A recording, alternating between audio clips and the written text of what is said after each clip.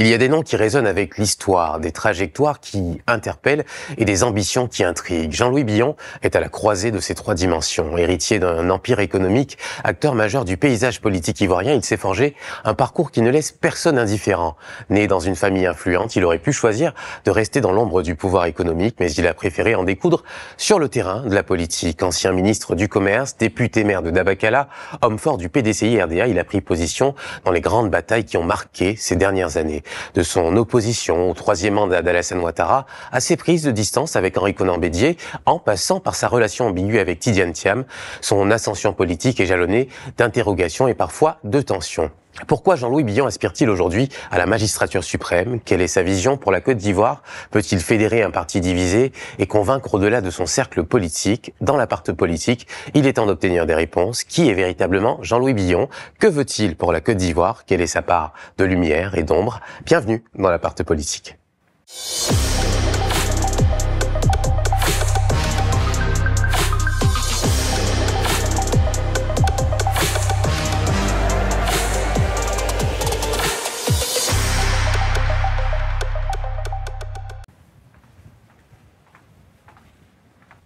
Bonjour Monsieur Jean-Louis Billon. Bonjour. Bienvenue dans l'appart politique. Merci. Alors l'appart politique, c'est un peu aussi chez vous parce qu'on essaie de faire en sorte que notre appartement prenne un peu la couleur de nos invités avec quelques photos qui retracent un peu votre vie. Alors, si vous deviez vous laisser à en commenter trois, lesquels ce serait? Mais je commencerai par le début. Ouais. L'enfance, insouciance, bonheur avec les frères. Chose qu'on va plus jamais vivre. Ouais. Voilà. Ils comptent énormément pour vous, vos frères? Oui. Ce sont mes vrais amis. D'abord, une vraie fratrie. Les plus vrais, ceux à qui on fait énormément confiance. C'est ça? Oui, bien sûr. Inconditionnel. Qu'est-ce qu'ils vous disent aujourd'hui de vos ambitions, de votre vie politique? Bon, ils respectent mon choix. C'est pas le leur. Ils sont très en retrait de la vie publique. Ce sont des bosseurs, côté entreprise. Et puis, si je peux aussi réussir en politique, c'est parce que eux assurent les arrières de l'autre côté. Donc c'est bien aussi. Alors, en haut à gauche, je sais que vous avez donné le choix, mais j'ai envie d'en parler, c'est votre épouse. Oui, très présente dans la vie sociale. Là, on était dans une activité socio-culturelle, puis elle fait beaucoup pour les communautés. C'est bien sûr votre épouse, j'imagine, elle compte énormément pour vous. Qu'est-ce qu'elle vous apporte dans cette vie que vous avez choisi de... Déjà son amitié, et puis elle aussi, c'était pas son choix, la politique. Mais au moins, elle m'accompagne et elle me soutient. Elle a tenté de vous en dissuader au début? Non, pas vraiment, mais bon, beaucoup de gens essaient de vous en dissuader, mais quand ça vous prend, et puis vu ma détermination, tout le monde se dit vaut mieux l'accompagner, essayer de l'en dissuader. Et du coup, avec votre famille, vous avez choisi vraiment de les protéger de la vie publique. On les voit très peu, ils prennent pas de... Et puis eux-mêmes ont appris à se protéger. Ouais. Ils aiment pas être exposés, ils aiment pas qu'on parle d'eux forcément par rapport à moi. Ils ont leur vie, ils ont leur caractère, tous, et c'est très bien comme ça. Ouais. Et puis, quand on est un homme public, quand on gère la chose publique, eux-mêmes se mettent en retrait pour pas me mettre dans une position inconfortable. Il y en a beaucoup qui gèrent avec la famille. Oui. Chez nous, non. Les Ivoiriens auront en face que Jean-Louis Billon, et Jean-Louis Billon rendra compte. Voilà. Alors, une troisième photo à commenter, ce serait laquelle? Non, après la famille, mon père qui me manque, que je reverrai plus. Mais bon. Laquelle des deux? Il est ici, un peu plus jeune, et là aussi en train de recevoir. Oui, ça, à ses débuts et là, à la fin. Cette photo est intéressante. Il avait été décoré lorsque l'on d'inaugurer l'usine Unicao à l'époque, qui était la plus grande usine de broyage de cacao de la sous-région, et on venait de la terminer, c'était lors de l'inauguration. Sauf que le ministre de l'époque ne savait pas qu'il avait déjà cette décoration. Il l'a eu 2 fois. Et donc il a eu 2 fois. Bon, il a dit c'est pas grave, mais bon, vous pouvez pas me donner 2 fois la même décoration. Vous êtes et ça veut dire que il n'y a pas eu de mémoire de la chose, et ça a été corrigé après. Vous êtes fier de votre père et de ce qu'il a accompli, de ce qu'il a fait de vous et de vos frères. Bien sûr. C'était quel genre de personne? Bon, c'était quelqu'un de juste, quelqu'un de sévère quand il fallait être sévère, d'ouvert. Vous avez pris des taloches? Non, pas vraiment. Il avait suffisamment d'autorité pour pas avoir à en arriver jusque là, mais bon, c'est arrivé. Ouais. Alors, je vous propose qu'on continue cet entretien installé confortablement dans notre canapé. On va vous laisser découvrir la maison. D'accord. Alors, Monsieur Billon, j'espère que vous êtes confortablement installé. Très bien. Ça vous change comme cadre pour des interviews? Oui, ça change. Ouais. Ça change. Ça fait moins formel. Je me sens chez moi, en appartement. Ah, c'est l'objectif, que vous vous sentiez un peu chez vous. Voilà. C'est pour ça que je suis en décontracté. Alors, on va se replonger un peu dans votre enfance. Vous êtes né en 1964. C'est ça. À Bouaké. Ensuite, vous avez grandi entre Abidjan et Dabakala. Comment cette pérégrination vous a façonné, ces environnements vous ont influencé? Mais déjà, entre Dabakala et Abidjan étaient séparés de 500 km, un peu moins aujourd'hui, mais il y avait 500 km, peut-être même un peu plus. Et on a vu l'évolution de la Côte d'Ivoire entre l'enfance et l'âge adulte.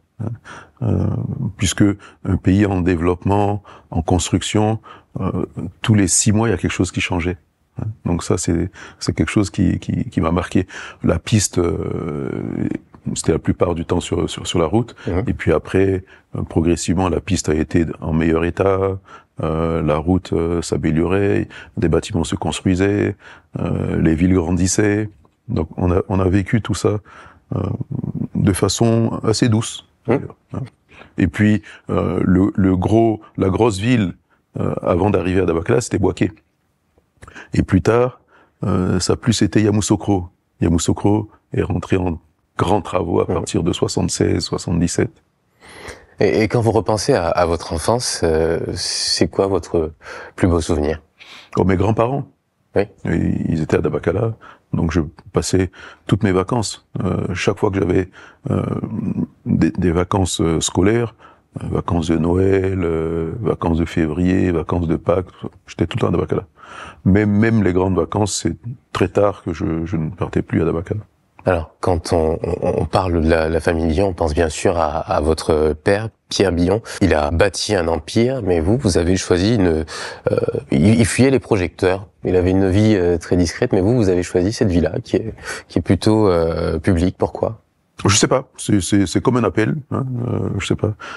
C'est vrai que lui, c'est surtout un industriel, un bâtisseur. Il était très discret, mais quand même avec une forte présence, une forte personnalité.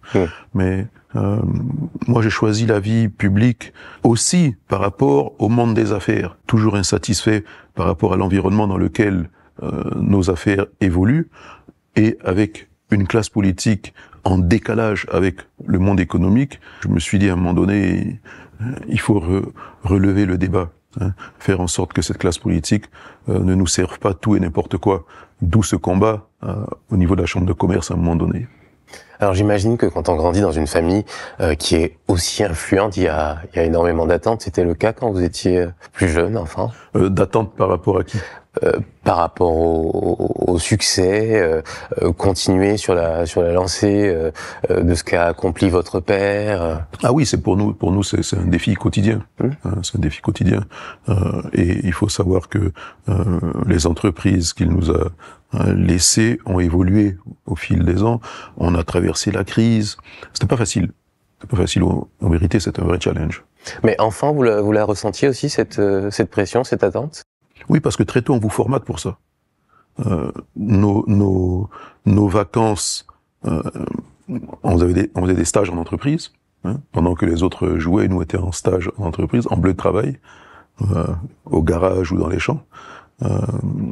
Et puis les discussions avec les parents, se former pour être capable d'assurer la suite. Donc oui. On vous a pas laissé le choix, le petit Jean-Louis Billon, est-ce qu'il avait des rêves? On voulait tous devenir, je sais pas, vétérinaire, astronaute. Vous saviez non, déjà. Non, de ce côté-là, on avait le Ouais. choix. Soit on continuait dans l'entreprise familiale, soit on faisait notre choix. Mais l'exigence, c'était si vous décidez de faire autre chose, faites-le bien. Faut pas laisser la proie pour l'ombre. Est-ce que vous avez l'impression que cette recherche de l'excellence vous a volé une part d'insouciance en tant qu'enfant? Non, pas vraiment. Non. Vous avez vécu votre enfance? J'ai vécu mon enfance. J'étais content d'être à l'école, au collège, au lycée. Non, de ce côté-là, non, pas du tout. Par contre, même nos stages étaient enrichissants. C'était amusant pour nous d'apprendre à nettoyer un moteur, à remonter le moteur, le démonter, monter les roues, démonter. Il y a plein de jeunes aujourd'hui, ils crèvent au bord de la route, ils savent pas changer un pneu. Je pense que je sais pas changer de pneu non plus.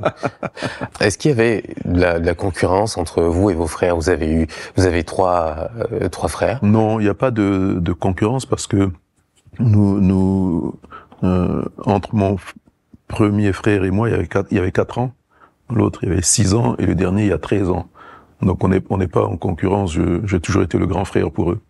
Vous la reconnaissez, cette photo de vous, enfants, tous les 4? Ouais. C'est à la maison. Les 4 garçons. Mon père voulait une fille, il a jamais eu, il a eu 4 garçons. Ouais. Qu'est-ce que ça vous fait de revoir ces images? C'est mon enfance. J'étais adolescent. À cette époque-là, je pense que j'étais soit au lycée Garçon de Bergerville, soit au collège moderne d'Abidjan 2, c'est-à-dire à Beaubogard. Donc c'était pendant le week-end quand j'étais rentré de l'internat. Hervé, l'un de vos frères qui est sur cette photo n'est plus de ce monde. Qu'est-ce que vous gardez comme souvenir de lui? Oh, c'était mon petit frère. Donc c'est particulier. C'est une présence qui vous manque. Est-ce que forcément, oui. Il aurait été d'un grand soutien aujourd'hui pour vous dans vos aspirations? Oui, toujours. Ouais. Toujours. Dès le départ. Qu'est-ce que vous diriez aujourd'hui à votre père s'il était vivant? Est-ce qu'il y a peut-être une chose qu'il ne vous a pas dit avant de partir que vous auriez aimé entendre, qui aurait fait de vous un homme plus complet? Tiens, je me suis jamais dit ça. Par contre, il nous a beaucoup parlé de tout temps, que ce soit mon grand-père, mes parents, ils nous ont toujours parlé, même enfants, comme on parle à des adultes, pour ne pas infantiliser les garçons que nous étions, et nous donner des conseils de tout temps. Comme je disais, déjà il conduisait lui-même, donc nous, on parlait beaucoup en voiture, il venait nous voir souvent là où on faisait nos études, et puis on passait beaucoup de temps ensemble, très famille. Donc nos parents nous ont toujours beaucoup parlé. Je peux pas vous dire que le côté politique que je fais, lui ne le faisait pas, donc il peut pas tellement m'en parler, mais il avait des anecdotes avec des acteurs politiques intéressantes. Oui. Avant de partir, il avait un regret parce que la Côte d'Ivoire était en pleine crise en réalité. Et il nous a dit, vous n'êtes pas formé pour gérer dans une crise. Je l'ai rassuré. On se battra. Vous avez traversé d'ailleurs cette crise avec le groupe. Avant de faire de la politique, il y a eu tout un parcours académique, des expériences à l'étranger, une jeunesse. Vous avez étudié le droit des affaires en France et vous avez poursuivi aux États-Unis. Pourquoi ce choix? Et puis comment est-ce que ces expériences ont façonné votre approche du C'était surtout, moi j'étais très bien adapté en Côte d'Ivoire, peut-être un peu trop bien. C'est ce que pensaient les parents. Donc, un peu trop bien. Oui, un peu trop bien. Pourquoi? Parce que bon, j'étais bien à Beauregard, j'étais bien à Bergerville, je voulais pas quitter la Côte d'Ivoire. Et chaque fois, c'est eux qui m'ont, je fais que obéir aux parents, et ils ont choisi de m'inscrire en France pour que je voie autre chose. Et après partir aux États-Unis également pour cet éveil, cette connaissance du reste du monde pour plus tard. Donc ça m'a servi forcément, parce que mon père voyageait beaucoup. Il faisait régulièrement le tour du monde pour voir ce qui se passait dans le monde, ramener quelques affaires et tout ça, essayer des choses qui voulaient qu'on ait un esprit international. Et donc j'imagine que si vous étudiez le droit des affaires, c'est que le jeune Jean-Louis Billon avait déjà fait son choix, c'était de reprendre... Non. Vous avez dit une chose tout à l'heure. Est-ce que on avait des rêves, oui. Tout ça. Moi je dis toujours, j'aurais aimé être pilote automobile, mais il n'y avait pas d'infrastructure pour ça ici. Il n'y a pas de centre de formation et tout ça. Donc c'est un amateur de voitures, de course. Mais si jamais il y avait eu ça, comme dans d'autres pays, peut-être que j'aurais tenté. Le droit des affaires, là c'est parce que le droit est une matière qui est générale, qui touche à tout. Il n'y a pas que du juridique. Le droit des affaires, c'était clairement pour les affaires. Alors, je vais revenir sur cette petite passion, sur cette envie de devenir pilote automobile. Parfois, quand on devient plus grand, on réalise les rêves qu'on avait quand on était enfant. Vous avez jamais essayé de prendre des cours, vous retrouver sur un circuit, et vivre un peu cette passion? Prendre des cours, non, mais aller louer un véhicule, faire un tour de circuit, oui, c'est amusant. Ouais. Mais c'est... Vous m'emmenez... Ceci dit, c'est exigeant. Hein. Vous m'emmenez un jour? Ah ben moi, je suis pas pilote, donc j'espère que en sécurité à mes risques et périls. Ce serait à vos risques. Alors, vous auriez pu rester à l'international. Vous avez fait le choix du retour. Est-ce que vous avez été convaincu par votre père ou c'était un choix personnel de rentrer? C'est-à-dire que il m'a demandé à un moment donné ce que je voulais faire. Moi, j'étais aux États-Unis, j'y travaillais, et je suis arrivé à un tournant où soit je restais, soit je rentrais. Je pense que si j'étais resté, il aurait été difficile pour moi de rentrer. Il y en a qui votre carrière professionnelle commence, vous la continuez, et peut-être que je serais rentré qu'à la retraite comme d'autres. J'ai préféré rentrer parce que je lui ai dit, si je reste, je rentrerai pas de sitôt. Ouais. Vous commencez un processus complet, achat de maison, scolarisation des enfants, crédit bancaire, tout ça, parce qu'en Amérique c'est comme ça. Oui. Et très vite vous êtes dans le système. Et moi j'étais très bien là-bas. Mais à un moment donné il faut faire le choix de rentrer. Alors 36 ans, vous prenez la tête de non, j'ai pas pris la tête directement. PDG. J'ai fait mes classes partout, j'ai fait mes classes. Vous savez, en entreprise, pour ne pas arriver directement à la tête, on est passé par tous les départements de l'entreprise. J'ai été, comme je l'ai dit, en bleu de travail. Faire les différents départements commerciaux, finances, transport, tout ça avant de... Ouais. Comment vous avez géré la transition après votre père, j'imagine, quand on arrive...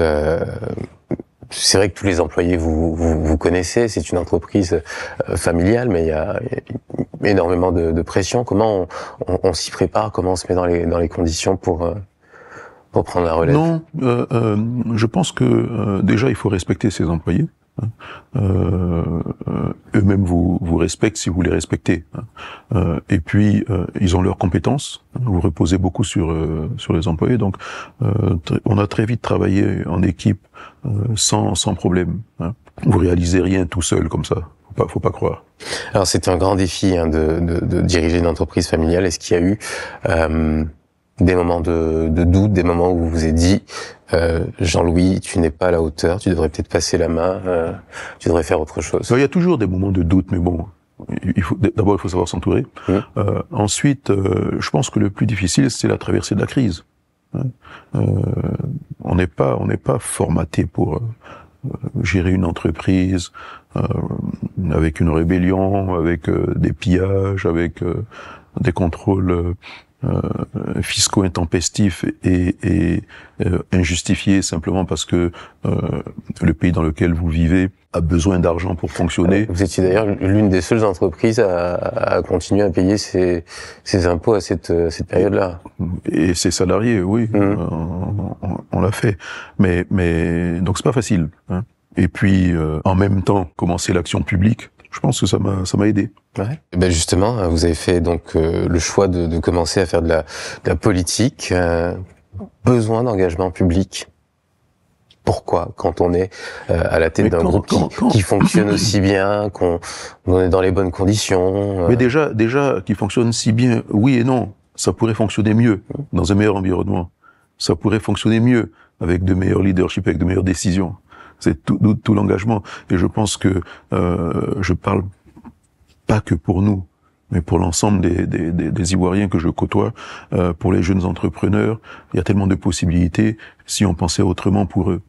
Comment on se prépare à rentrer en politique? Quand on est à la tête d'un groupe, on sait que c'est un terrain miné. On se prend des coups, il y a des invectives, on a une vie de famille, on devient exposé à tout ça. Comment vous vous préparez à ça? On s'y prépare pas, on se lance. Et quand on se lance très tôt, après, on est habitué, quoi. C'est aussi simplement que ça, on se lance. Pour moi, oui. Il faut décider de se lancer ou pas. C'est intéressant déjà. Je pense qu'il faut faire ses classes en politique et commencer au niveau local avant de penser niveau national. Il faut rencontrer les jeunes, les femmes, les anciens, les commerçants, les transporteurs, tout le monde. Toutes les composantes de notre société. Tourner dans le pays, gérer le législatif, gérer la commune ou la région, c'est une expérience. Donc vous n'arrivez pas comme ça en disant je vais juste faire de la politique.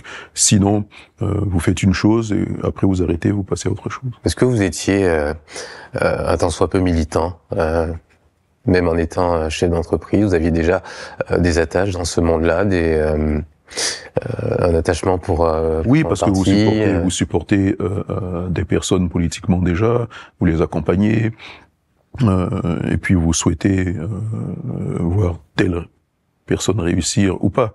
Donc il faut pas rester complètement neutre, sinon vous allez finir par subir. Hein. Il faut même les écouter et leur dire ce qui va pas. Et Dabakala, c'était la porte d'entrée la plus évidente pour vous? Dabakala, c'était un engagement. Ça n'a pas été facile parce que quand je me suis fait élire maire, il y a eu la rébellion juste après. Et le pays a été coupé en deux pendant longtemps. On a à peine travaillé un an et demi, et juste après il y a eu la rébellion, le pays coupé en deux. La mairie a été détruite, on a dû la refaire. Hein. Et malgré ça, on a pu faire des choses. Quand vous êtes élu maire à Dabakala, quand les résultats tombent, c'est quoi vos émotions? Qu'est-ce que vous vous dites à ce moment-là? Qu'est-ce que la famille se dit à ce moment-là? Est-ce que on sent qu'il y a quelque chose qui est en train de changer dans cet environnement qu'on a toujours connu? En tout cas, on le souhaite. On souhaite apporter un changement positif. Comme je dis, mon seul regret, ça a été cette rébellion qui nous a freinés. Mais oui, on est engagé, on veut que ça change.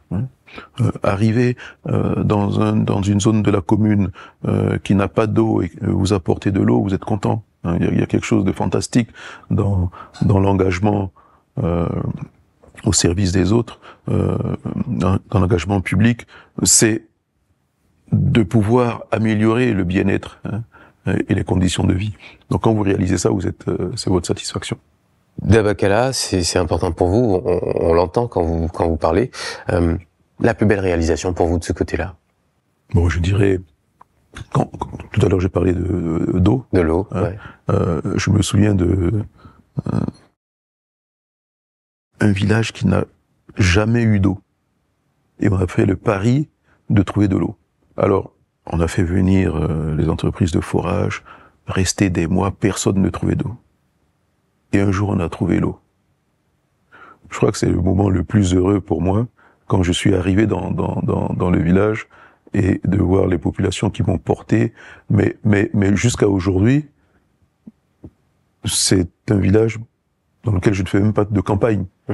Quand j'arrive, il m'offre un verre d'eau en disant ça suffit. Mais il parcourait des kilomètres pour avoir de l'eau. Et c'était pas normal de voir des kilomètres, d'avoir à parcourir des kilomètres. Les conséquences, c'était que les enfants n'allaient même pas à l'école parce qu'ils étaient cantonnés à ces tâches ménagères, aller chercher l'eau loin et ramener l'eau toute la journée, très tôt le matin. Donc, déjà les jeunes filles, pas du tout, hein, pas scolarisées. Et une fois qu'il y a l'eau à proximité du village, c'est terminé, tout change. Rien que ça. Et plus tard, l'électricité et tout ça, bon, donc ça va.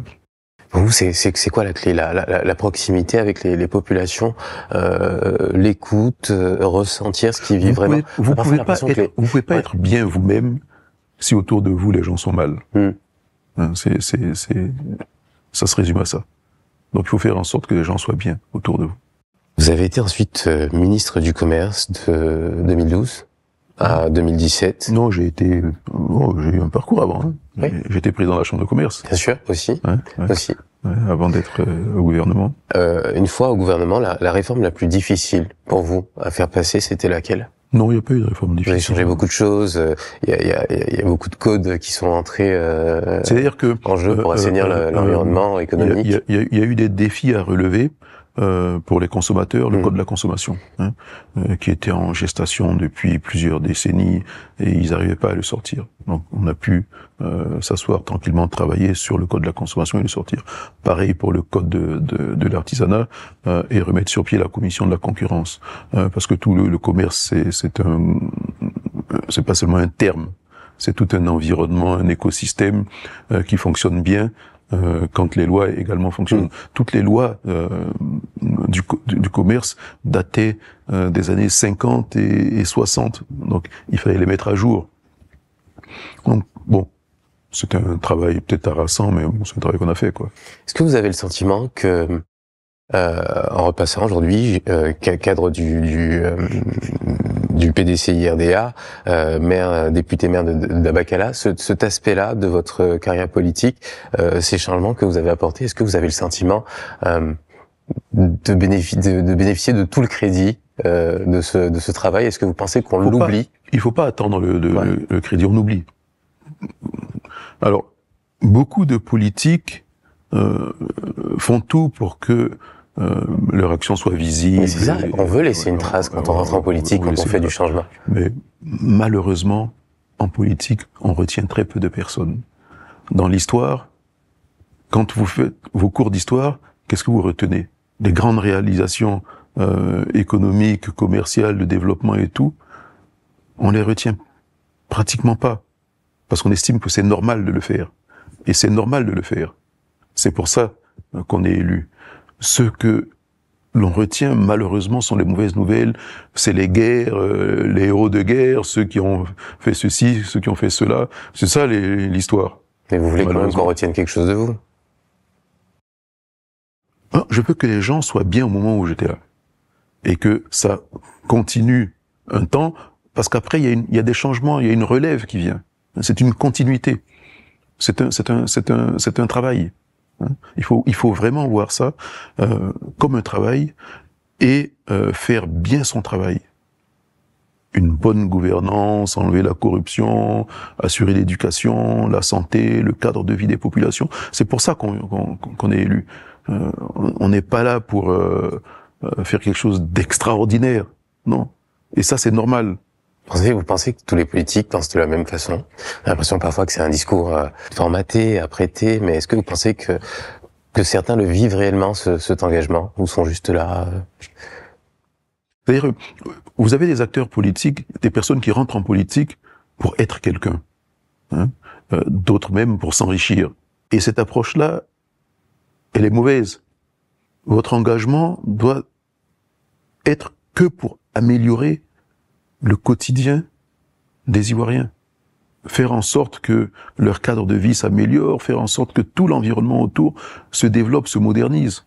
Hein, c'est ça. Et faire en sorte que les jeunes puissent se dire, il sera facile pour moi de trouver un emploi. ce sera plus facile pour moi de créer mon entreprise. C'est tout ça qui rentre en jeu. Mais si un jeune arrive en âge de travailler et qu'il n'a aucune opportunité, c'est un échec. Alors, vous avez parlé de votre engagement politique quand on arrive, pareil, dans le milieu des affaires et qu'on n'y connaît pas grand-chose. On se cherche des mentors. Vous avez fréquenté des figures historiques, notamment le président Henri Konan Bédier. Est-ce que vous pouvez me parler de la relation que vous aviez? Henri Konan Bédier, c'était un père pour nous dans le parti.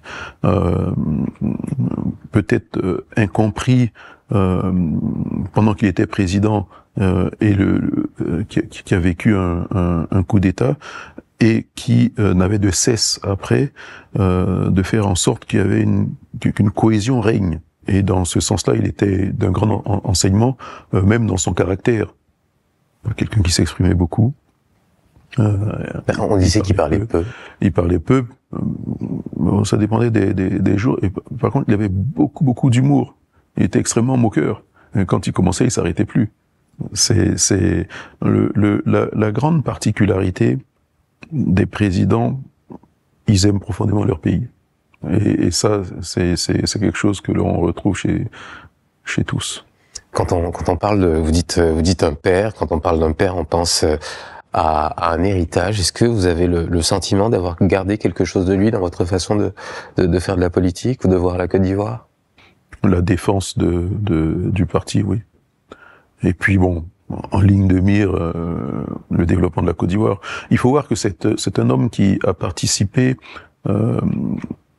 aux premières années du développement du pays et qui était un des artisans, un des manœuvres du miracle ivoirien. Il y avait le président Houphouët, qui en était l'artisan principal, et il avait toutes ces petites mains qui sont ces personnes qui ont fait un travail remarquable à l'époque. Donc c'était toujours intéressant de discuter avec eux parce que ils ont vécu un pays en construction à ses débuts. Nous, on estime que nous sommes encore en construction, mais il y a déjà des bases. Hein.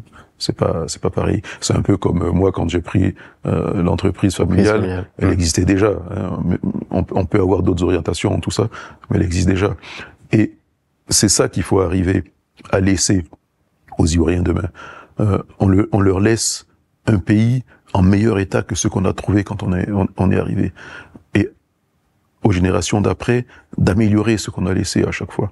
Et le plus difficile chez des acteurs politiques, c'est de savoir partir en se disant je vais essayer de toujours faire mieux. À un moment donné, il faut vous arrêter parce que les jeunes feront toujours mieux que vous. Les techniques auront changé. Il y a d'autres opportunités. Et voilà. Quel est le meilleur conseil qui vous est laissé, Henri Konan Bédier, que vous continuez d'appliquer aujourd'hui? Alors, c'est intéressant comme question parce que il m'a dit une chose pas très longtemps avant de partir. Il m'a dit tu feras attention à l'ingratitude.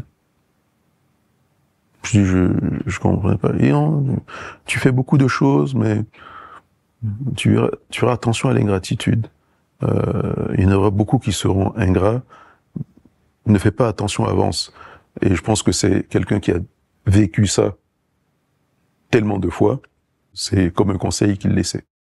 Et vous le vivez, vous aujourd'hui, cette ingratitude, vous avez le sentiment? Je le vis comme d'autres. Hein. Comment ça se traduit, une ingratitude en politique? Et en politique, par exemple, dans mon parti aujourd'hui, si le parti est encore là, c'est en grande partie grâce à moi et 2-3 autres personnes. Hein. Sinon, il aurait été phagocyté.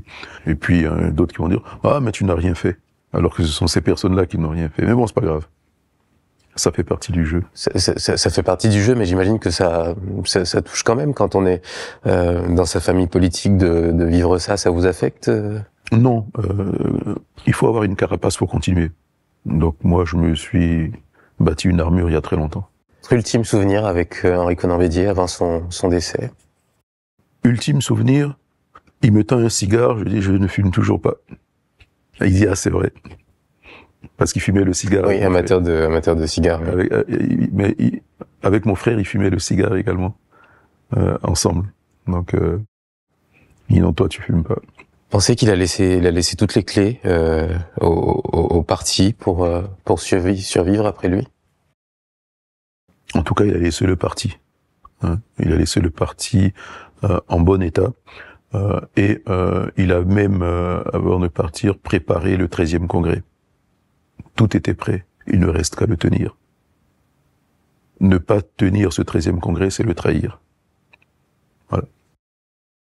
Aujourd'hui, le PDCI est un tournant décisif, la compétition entre des grandes figures de proue que vous êtes, et Tidiane Thiam notamment, elle ne se joue pas seulement dans les coulisses du parti, mais aussi dans l'imaginaire des Ivoiriens. On a envie de savoir. Vous connaissez depuis très longtemps avec Tidiane Thiam. Vous avez évolué dans les mêmes sphères économiques, politiques, familiales. Est-ce que c'est une opposition entre vous qui est strictement politique, ou elle a eu des ramifications sur le plan personnel? Non, je vais vous dire, sur le plan personnel, il n'y a pas on n'était même pas en compétition en entreprise ou en politique. Ce que moi je dis, il est rentré il n'y a pas très longtemps, après une longue absence du pays, et les personnes qui l'entourent le conseillent très mal. Hein, voilà. Donc je pense qu'il a commencé à corriger. En faisant venir quelqu'un comme Guy Kawé, qui lui connaît les premières personnes avec qui il a fonctionné n'étaient pas au fait des choses du parti. Hein. Donc voilà le reproche principal, et ça a des conséquences. Sinon, il aurait été très simple de faire très vite. En tant que tout nouveau président, de faire très vite un bureau politique, très vite le congrès, et on aurait déroulé tout un processus, tous ensemble, sans aucun problème. Mais vos relations personnelles avant tout ça? Ah mais bon, vous avez grandi ensemble? Non, pas vraiment. Lui, il était pas mal à l'étranger, déjà au Maroc, un petit peu en Côte d'Ivoire avant de repartir, et il est revenu en tant que ministre. Moi, j'étais absent à un moment donné, et lui il était à Cocody, moi j'étais à Beauregard, donc on se trouvait peut-être côté famille, mais on peut pas dire qu'on a grandi ensemble. Et puis la longue période professionnelle, lui l'a fait à l'international, et moi ici. Et vous vous parlez encore aujourd'hui? Bon, ça fait un moment qu'on ne s'est pas parlé, mais bon, il n'y a pas de raison qu'on ne se parle pas. Ouais. Alors votre candidature, elle est perçue par certains comme une source de division au sein du PDCI. Est-ce que c'est une fracture qui est irréversible ou une concurrence saine? Bah ça, on n'en sait rien. Ouais. On va voir. Hein. On va voir. Il faut déjà tenir toutes les instances que j'ai mentionnées, bureau politique, congrès, convention. Il faut que le parti vive. C'est ça la vraie vie d'un parti politique. Et la force du PDCI, c'est qu'il tenait tout ça. Il y a toujours eu un débat au sein du parti. Alors, l'un ou l'autre va devoir renoncer à ses ambitions pour que le parti ait un candidat. Qui ça devrait être, selon vous? Ah, ça devrait être lui. C'est celui qui connaît le moins la Côte d'Ivoire. Ouais. Vous pensez réellement que il a pas les clés aujourd'hui pour Non, ce que je dis, qui est très simple, c'est qu'il est parti trop longtemps du pays pour le connaître comme nous on le connaît. Et la population a quasiment doublé. Quand il partait, il y avait 2 ponts, il revient, il y en a 5 ou 6. Tout a changé, tout a changé. Il y a plus de tours, il y a plus d'entreprises, il y a plus de monde. C'est une autre Côte d'Ivoire. C'est difficile d'arriver et dire je vais gérer un pays que je ne connais plus vraiment. Voilà. Est-ce que vous vous sentirez trahi par le parti ou ses militants si le choix s'opérait pour Tidiane? Non, pas du tout. Le vrai problème au niveau du parti aujourd'hui, c'est qu'on ne fait pas les choses dans la clarté. Et j'ai toujours dit, si les choses ne sont pas faites dans la clarté, moi je me réserve toute opportunité. Et pour l'instant, le parti n'en prend pas la voie. Alors, Jean-Louis Billon, 2025, qu'est-ce que vous voulez apporter justement dans un premier lieu à votre parti et puis ensuite à la Côte d'Ivoire? Non, c'est surtout à la Côte d'Ivoire. Hein. Il faut passer par le parti aussi. Non, c'est surtout, c'est surtout à la Côte d'Ivoire. On est tous engagés en politique pour servir et pour servir les Ivoiriens, pour servir la Côte d'Ivoire. Hein. L'instrument quel qu'il soit doit être façonné pour servir la Côte d'Ivoire. Hein. Donc, c'est qu'est-ce que l'on va apporter à la Côte d'Ivoire. Et ma principale préoccupation, ce sont les jeunes. Ce sont les jeunes qui aujourd'hui sont désemparés. Vous avez une population de plus en plus jeune qui arrive sur le marché du travail, il n'y a pas d'emploi, avec une vie qui est chère, il n'y a pas d'opportunité. Je dis dans tous mes discours, il ne faut pas que la Côte d'Ivoire soit seulement une terre d'espérance, il faut en faire une véritable terre d'opportunité. C'est pas normal que dans un pays en construction comme le nôtre, vous ayez autant de monde laissé pour compte. Tous ces jeunes qui restent au bord de la route. Et pour ça, il faut redonner la primauté à l'intérêt général, redonner la primauté à l'Ivoirien et faire en sorte que l'Ivoirien soit premier chez lui. Moi, je le dis, il y a du patriotisme économique. Dedans, il y a la préférence nationale. Alors, il y en a qui disent « Ah, mais c'est xénophobe ». Non. Il faut d'abord que les Ivoiriens soient bien, et après les autres pourront l'être. Qu'est-ce que vous répondez à ceux qui disent que vous vous êtes peut-être déconnecté aussi, que vous êtes un grand chef d'entreprise, que vous connaissez pas la réalité des petites gens? Qu'est-ce que vous répondez à cela? Mais parce que ça, c'est une image, c'est une critique facile. Mais bien au contraire, on connaît mieux les réalités. Parce qu'on embauche des personnes, on côtoie ces personnes matin, midi, soir, on est au courant des problèmes de ces personnes matin, midi, soir, et ces personnes vivent en Côte d'Ivoire. Donc, et nous-mêmes, nous vivons dans un environnement, des familles, des cousins, des frères, des sœurs, des parents, et tout ça, qui vivent toutes les réalités. Donc, bien au contraire, on a un spectre beaucoup plus large, depuis les plus hautes sphères jusqu'aux personnes les plus défavorisées. Donc, moi, je connais mieux les réalités que celui qui ne connaît que sa réalité.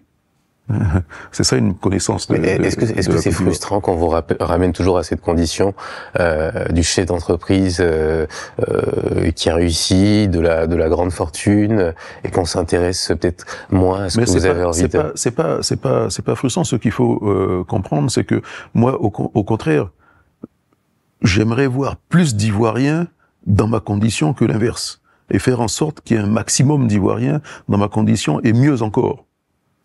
Donc, au lieu de ramener tout le monde vers le bas, je veux ramener la majorité vers le haut, et faire en sorte que on puisse partager plus la richesse que de partager la pauvreté. Alors, une petite question, j'ai envie de vous poser. Est-ce que la classe politique, de façon générale, fait payer à ceux qui ne font pas partie du sérail justement cette... En tout cas, ils vous voient différemment. Ouais. Ils vous voient différemment. On vous voit comment? Qu'est-ce que vous entendez? Qu'est-ce qu'on pense de vous? Qu'on n'a pas les mêmes problèmes. Ou bien, pourquoi est-ce que tu viens nous déranger en politique alors que tu as déjà tout? Mais non, je n'ai pas tout. Qu'est-ce qui vous manque? Je suis pas satisfait de la manière dont vous gérez le pays, donc je n'ai pas tout. Et je veux que le pays soit géré autrement. Bah, écoutez, Trump est beaucoup plus riche que tout le monde en Côte d'Ivoire. Il est président des États-Unis. Il a déjà tout. Mais il veut autre chose pour son pays. Et pareil, avant lui, aux États-Unis, c'est fréquent. Dans plein d'autres pays dans le monde, c'est fréquent. À un moment donné, il faut s'engager et apporter autre chose, une autre vision, un autre logiciel. Pensez qu'elle a besoin d'un grand... Et le fait de penser entreprise va faire que le pays va penser plus entrepreneuriat, donner plus d'opportunités aux jeunes. Pensez que la classe politique a besoin d'un grand renouvellement, selon vous? Est-ce que les idées sont... Ah oui, complètement. Ouais. Oui, je pense. Je pense qu'il y a des personnes qui restent trop longtemps en politique en Côte d'Ivoire. Moi, je dis 2025, l'après 2025, on doit changer de président de la République et on doit basculer sur une toute nouvelle génération celle qui n'a pas travaillé avec le président Houphouët. Jusque-là, il y a trop d'anciens qui ont connu Houphouët et qui ont travaillé au quotidien avec lui. Houphouët a été leur patron. Et pour la première fois, on a l'occasion d'avoir un président, je le souhaite, qui n'a pas travaillé au quotidien avec le président Félix Houphouët-Boigny. On bascule bien après les indépendances. Donc il est grand temps que la Côte d'Ivoire connaisse ça. Il y a eu le président Laurent Gbagbo, mais il était opposant d'Houphouët. Donc il était côté Houphouët également. Et les héritiers d'Houphouët, qui ont fait leur bagarre politique par la suite, bon, il est temps qu'on tourne la page et qu'on passe à autre chose. On a l'impression que peut-être que vous-même, vous avez peut-être hésité à un moment aussi, quand il était temps d'y aller. Beaucoup pensent que vous avez raté. Non, pas du tout, parce que à cette l'occasion, on dit souvent qu'il faut tuer le père. Vous avez peut-être hésité. Voilà, il faut pas confondre l'attente. Et moi, je me préparais à être candidat en 2020, et malheureusement, pour moi, le président Bédié a décidé d'y aller. Mais j'avais pas encore fait de déclaration de candidature. Mais le fait, justement, de m'être battu pour préserver le PDCI, ensuite d'animer des meetings, tout le monde s'est dit, c'est lui qui va.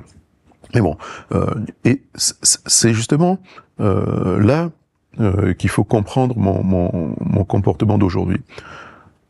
Le même président Bédié qui nous dit on va changer désormais de manière de faire dans le parti. Le président du parti ne sera plus candidat. Et c'est ce qu'on avait décidé, c'était acté pour le 13e congrès de notre parti. Et ceux qui veulent encore exister, qui étaient à ses côtés, il y en a une partie qui décide de faire autrement. C'est eux qui trahissent le président Bédié. Il est temps que le PDCI se modernise. On peut pas faire du neuf avec du vieux, soyons sérieux. Soit le PDCI se modernise, soit il sera fragile à jamais. Voilà. Pour vous, est-ce que cette décision de revenir sur son souhait, est-ce que c'est la pire tâche ou insulte à sa mémoire, à son héritage politique? Ah, je pense que oui. Ouais. Je pense que oui, parce que alors et voilà comment il exprimait ça. Il dit moi j'ai géré le parti, j'ai été président du parti en étant président de la République. Je suis président du parti sans être président de la République. C'est deux choses différentes. D'avoir à gérer un parti quand vous êtes au pouvoir et à gérer un parti quand vous n'êtes pas au pouvoir. L'environnement est différent. Vous devez gérer les humeurs des militants, les attentes, les problèmes du parti et tout, et vous n'êtes pas au pouvoir. Ce qui est plus facile quand vous êtes au pouvoir. Ne serait-ce que en trouvant des postes aux uns et aux autres. Donc c'est beaucoup plus difficile. À partir de là, un candidat doit être complètement déconnecté de la gestion du parti, de sorte qu'il puisse se consacrer à une campagne et au combat politique pour gagner les élections. Faire les deux à la fois, c'est toujours difficile. On va dissocier cela, avoir une équipe dirigeante du parti, des personnes qui ont l'expérience politique avérée, avec leur militantisme, leur évolution dans le parti et tout, et on a fait tout le contraire. Complètement. Donc forcément, le parti piétine aujourd'hui. Voilà. Et le drame, c'est que c'est plein d'anciens qui ont déjà eu leur carrière politique, qui décident pour le futur. Non, il faudrait que les jeunes se réveillent. C'est leur avenir qui est en jeu, c'est l'avenir du parti qui est en jeu. On va s'intéresser à ce qui va se passer dans ces prochaines semaines. Ici, dans la part politique, on demande à nos invités de venir avec un objet qui représente pour eux un ancrage émotionnel. Il peut être personnel ou politique. Vous avez fait le choix de votre gourmette? Moi, j'ai tout sur moi. Alors, pour une raison toute simple, j'ai ma gourmette qui m'a été offerte il y a très longtemps par une personne qui m'est chère. Et voilà. Donc, j'ai ça sur moi. Qu'est-ce que ça représente pour vous? Le bonheur, tout ce qui va avec. Et puis, l'attachement à sa famille, à ses valeurs, aux personnes que l'on aime. J'ai pas d'autres objets. Tout simplement parce que, comme je vous ai dit, j'ai vécu la crise de plein fouet. Mes affaires, la maison à Dabakala avait été pillée, détruite, on a dû la reconstruire. Et pareil pour ma maison au moment de la crise post-électorale. Mais c'est très intéressant parce que notre invité avant vous, Simone Vegbagbo, a choisi la robe qu'elle portait le jour de son investiture, un symbole plutôt politique. Et vous semblez vouloir vous détacher. Vous auriez pu ramener votre cocarde de député, votre comment vous l'appelez, écharpe, non? Oui, l'écharpe. L'écharpe de maire. Ouais. La ceinture de maire. La ceinture de maire, ouais. L'écharpe de député. Non. Vous êtes détaché de ce... il faut voir, dissocier la fonction des valeurs réelles. Et les valeurs réelles, c'est la famille, c'est l'amitié. La politique, il faut voir ça comme un engagement, un travail. Mais c'est pas toute votre vie. Hein, bien au contraire. Et vous êtes heureux aujourd'hui dans votre vie personnelle? Ouais, j'ai pas de problème de ce côté-là, ça va. Alors, ce qu'on demande à nos invités, c'est de se livrer à nous, aux téléspectateurs, bien sûr, mais aussi de poser des questions qui peuvent être parfois difficiles. Juste à votre droite, on vous a posé une enveloppe, un stylo avec à l'intérieur une carte pour adresser une question à peut-être un de nos invités qui viendra sur ce plateau. On s'est peut-être dit que vous voudriez poser une question à Monsieur Thiam, mais vous avez toute la liberté de choisir la personne politique. Pourquoi lui en particulier? Parce que vous êtes au cœur de l'actualité. On vous oppose, on vous compare, on vous observe. Non, et donc je me disais que ce serait peut-être à lui que vous voulez que je pose une question à Tidiane Thiam. Dans la partie politique, tout le monde est libre de faire ce qu'il veut ici. À qui vous voudriez poser une question? Vous recevez pas que des acteurs politiques. Ah si, la part politique. Oh. Ah oui. Alors, allez. Peut-être deux au choix. Non mais qui d'autre à part qui sont les prochains? Je peux poser une question directement au président de la République. Pourquoi pas? J'aimerais bien avoir le président de la République ici dans la partie politique. S'il décide de venir. Ah oui, ce serait très intéressant, ce serait inédit en tout cas. Alors vous avez deux options. Alors soit vous pouvez nous lire la question que vous lui adressez, ou alors vous pouvez la garder scellée dans l'espoir qu'il la lise un jour. Ah non, il faudrait qu'il vienne. Il faudrait qu'il vienne. Oui. Hein? Donc vous la gardez secrète? La garde secrète. Très bien. Alors c'est intéressant parce que en la gardant secrète, soit elle sera d'actualité, soit elle sera obsolète. Ça se trouve. Monsieur Billon, est-ce que vous pensez que si on garde cette question secrète, est-ce qu'il l'entendra un jour s'il décide de ne pas venir? J'aimerais bien qu'on la lise. Oui. Ouais. S'il décide de pas venir, vous l'ouvrirez. Vous voulez pas nous la lire? Maintenant, non. Ouais, non? Non. Elle reste secrète. Ça va peut-être l'inciter à venir. Invitez-le. On l'invitera. Voilà. Je cachette bien. Prenez toutes vos précautions. Ok, très bien. Un courrier donc adressé au président de la République. Tant qu'à faire, on tape le plus haut possible. Hein? Très bien. Parce que mon concurrent, c'est pas Tidiane Thiam, c'est le président de la République. Ah ouais. Et voilà. Vous avez déjà, vous projetez déjà. C'est lui qui est en poste aujourd'hui. Et c'est son poste que nous visons. Qu'est-ce que vous en pensez du président de la République? Bon, en même temps, je dis, c'est lui mon concurrent. On n'est plus vraiment concurrent. Parce que moi, je me projette déjà dans le futur. Et je pense que lui a fait ce qu'il avait à faire. C'est pour ça que je souhaite. Quand vous dites il a fait ce qu'il avait à faire, ça veut dire il faut pas repartir pour un autre.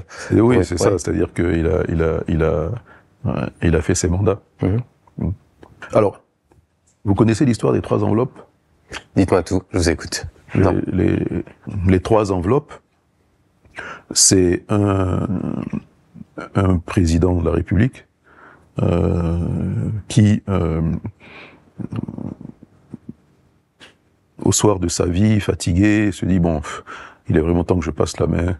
Je suis vraiment fatigué. Il a un héritier politique qu'il appelle. Ça peut être son vice-président, son premier ministre, n'importe qui, vous imaginez. Et il lui dit écoute, je suis vraiment fatigué et j'ai décidé de te passer la main. Tout est préparé pour que tu gagnes. Donc c'est toi qui vas me succéder. Ah, Monsieur le Président, mais ça va être difficile. Non, rassure-toi, ça va être facile. J'ai laissé dans le coffre du bureau 3 enveloppes pour toi qui vont te guider pendant tes mandats.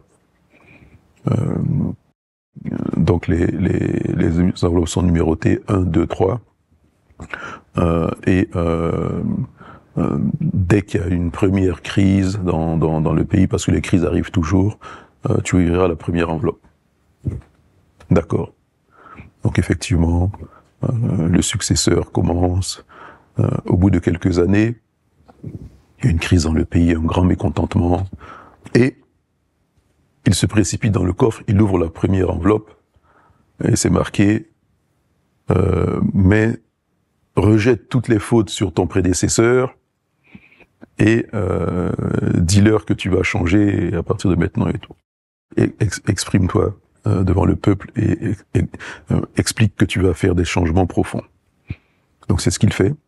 Un grand discours pour dire vraiment, le prédécesseur a fait beaucoup d'erreurs, nous allons corriger, voilà ce que nous allons apporter.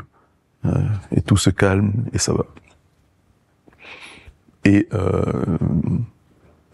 quelques années encore après, nouvelle crise, il ouvre l'enveloppe numéro 2, et là, son prédécesseur avait écrit « Rejette tout sur l'environnement international et qu'on va se recentrer sur nos valeurs propres et le pays ira mieux. » Donc il va faire un grand discours nationaliste en disant « C'est la conjoncture internationale, ceci, cela, et il rejette tout, ça se calme un certain temps. » Et lors de la 3e grande crise, il se précipite presque heureux, souriant, vers le coffre, en se disant, bon, il y a une autre enveloppe, ce sera géré comme il faut. Il ouvre l'enveloppe numéro 3, et là, son prédécesseur écrit, si tu es encore là, écris 3 autres enveloppes pour ton successeur. Wow.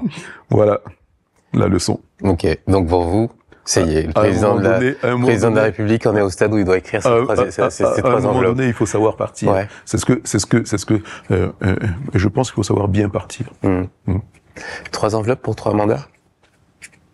Non, c'est pas précisé. C'est une allégorie. C'est pas précisé. Non. C'était 3 enveloppes. C'était 3 enveloppes. On arrive bientôt au terme de cette interview.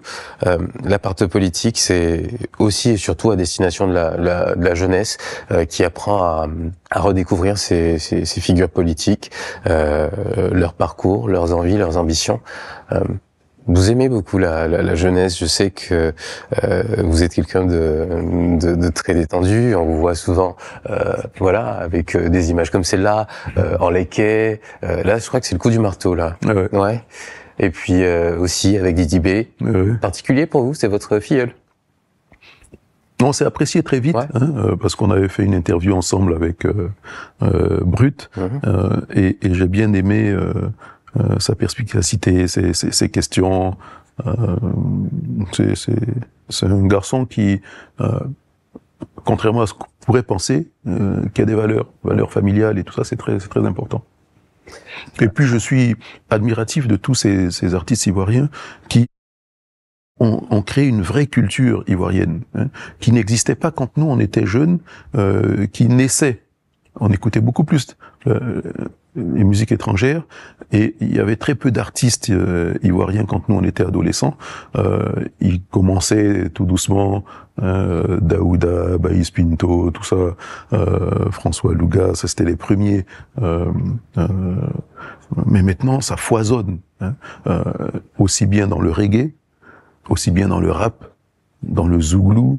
Donc ils ont créé une vraie culture ivoirienne qui s'exporte dans toute l'Afrique et dans le reste du monde. C'est aussi votre moyen de connecter avec la jeunesse ivoirienne? Mais sinon, sinon on se déconnecte complètement. Ouais. Hein. On est déjà pas mal déconnecté.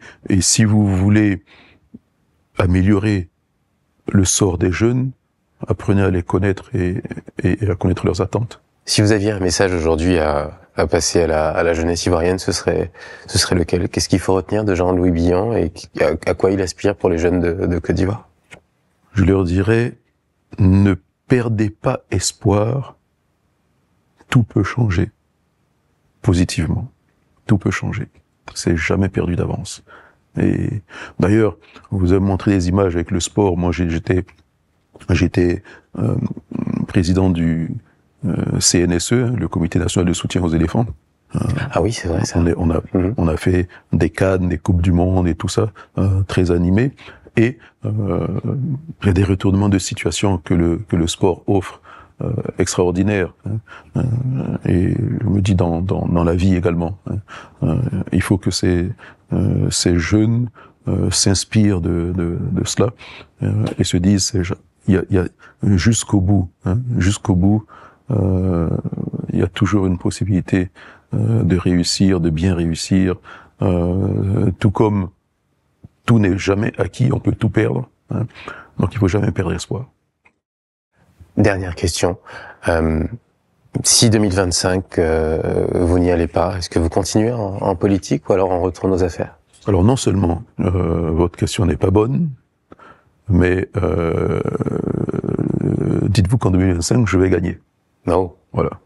Mais j'aime bien, mais c'est important d'avoir de la confiance. Ah mais parce que sinon ça sert à rien d'y aller. Parler du sport tout à l'heure, on part pour gagner.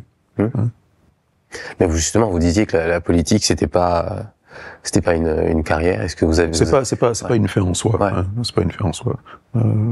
Contrairement à beaucoup de personnes, je vais pas en mourir si jamais je ne gagne pas. Hein. Je peux toujours réessayer. Hein. Alors jusque-là, je n'ai jamais perdu. Alors, il n'y a pas de nombre d'enveloppes pour ceux qui sont pas encore au pouvoir. Voilà, l'histoire ne le dit pas. Non. Voilà. Mais bon, peut-être que j'en trouverai en arrivant. Peut-être. Alors ça y est, c'est fini. Cette interview dans la partie politique. J'espère que vous vous êtes bien senti, que la bienveillance qui définit ce plateau vous a un peu enveloppé aussi. Ouais. Oui, ça va. Alors, ce qu'on demande à nos invités avant de partir, c'est de garder un petit souvenir. Je vais pas vous prendre votre gourmette, rassurez-vous. Je vous demande juste un petit selfie que vous allez prendre. Est-ce que vous l'acceptez? Oui, bien sûr. Ouais, allez. On peut rester assis. Alors. Ouais, le selfie, c'est souvent debout. Ouais, vous le prenez?